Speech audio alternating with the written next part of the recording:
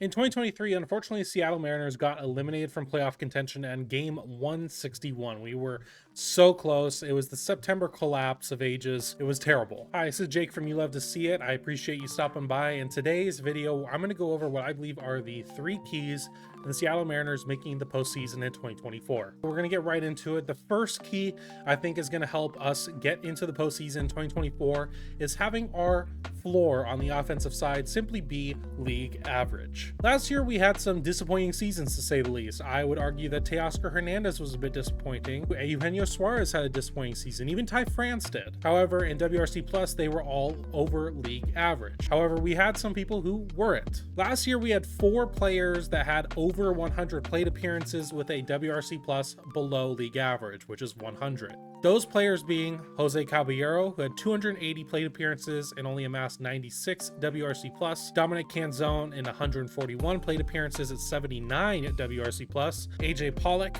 138 plate appearances, 50 WRC Plus, and Colton Wong, 216 plate appearances for a 35 WRC Plus. So these guys got pretty significant playing time and significant at-bats, and they were below league average for those. And we're going to break it down even further. I want to really put an emphasis on both Colton Wong and Jose Caballero, as they mainly made up our second base position. Because this winter, we solved that problem by acquiring Jorge Polanco from the Minnesota Twins. 5 of his last 6 seasons have been an above average WRC Plus. The only outlier year was the COVID season. His lowest WRC Plus in that span was 111. His highest was 124. Jorge Polanco is consistently a good baseball player. And right now he's mashing in spring training as an OPS of 1.204. So if you compare Jorge Polanco to both Jose Caballero and Colton Wong last year, I think it's pretty obvious that we upgraded the second base position pretty well. Now, as far as AJ Pollock and Dominic Canzone go, we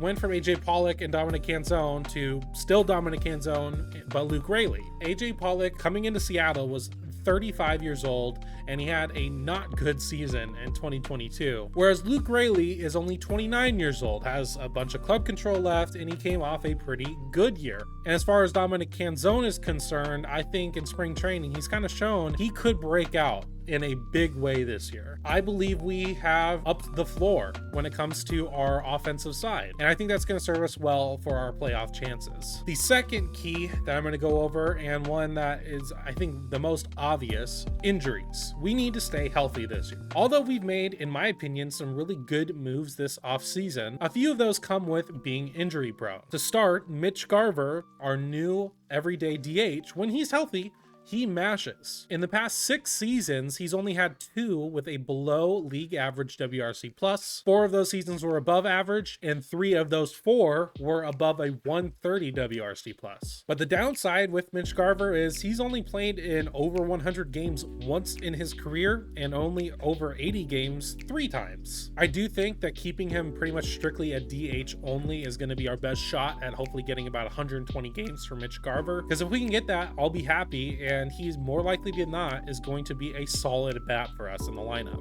And then we move on to the other Mitch that we acquired, Mitch Haniger. And I don't really feel like I need to go over Mitch Haniger's problems with injuries. He's known to us. We all know how beat up he can get. I think him platooning in the outfield is going to be his best bet as well, whether that's with Dominic Canzone or Luke Raley. And then to round it out, Luis Urias is coming off an injury-shortened season with 2 left leg injuries. Josh Rojas also had an injury-shortened season last year before he came to Seattle, and Jorge Polanco the last 2 seasons has been having some left leg issues. So needless to say, health is going to be the name of the game this year, because we cannot afford for multiple of these guys to go down at the same time. It would be horrible if we had Mitch Garver down at the same time as Jorge Polanco. And the last key I'm going to go over is I think we need to start this season off with a bang and have a really hot April and May. And I say that because the 2 other teams that we're going to be fighting for the AL West crown for, the Texas Rangers and Houston Astros, are both pretty beat up right now. Starting with the reigning World Series champion Texas Rangers, right now their starting pitching is pretty beat up. Both Jacob deGrom and Max Scherzer are eyeing mid-summer returns. Recently acquired Tyler Mahle is out until late 2024 due to Tommy John. And on the position side, Nathaniel Lowe, their first baseman, is going to miss opening day with an oblique strain. Corey Seager and Josh Jung are both going to be cutting it close for opening day, but they're probably going to be on the opening day roster, if not pretty soon after. But then we get into the Houston Astros, the reigning AL West champs, who are the most beat up out of the three. And the big issue with them is their starting pitching rotation. Justin Verlander is going to start the season on the injured list. He is not going to be ready for opening day, but it's probably not going to be too long afterwards, probably sometime in April when he may be back, which is not something you can say about Lance McCullers Jr. and Luis Garcia, who are both at the earliest expected to be back in their rotation in June. Jose Urquidy just the other day came out of one of his spring training starts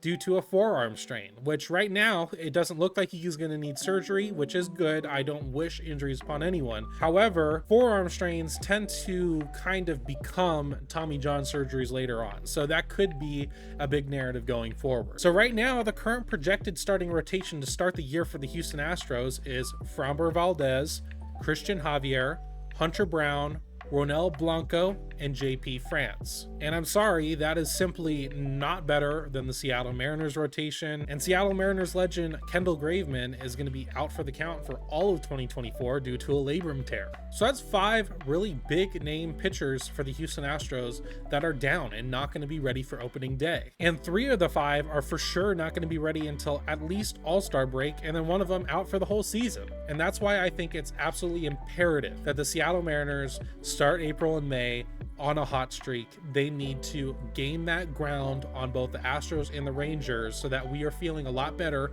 come the summer months. And unfortunately, the Seattle Mariners are not really known for starting out hot. The weather usually isn't as good here in April and May. It's chilly, it's rainy, it's damp, it's soggy, it's gray. So the ball doesn't fly like it does in June, July, or August. But hopefully 2024 can break that trend for the Seattle Mariners. I think if they can do that, they have a really good shot at taking the AL West crown. That's going to be it for my 3 keys to the Seattle Mariners making the 2024 postseason. I would love to see your comments down below on what you think is going to be important for our roster this year. As always, like the video, subscribe to the channel. It's free. It helps me out a lot. That's going to be it for me today, and I will see you in the next one.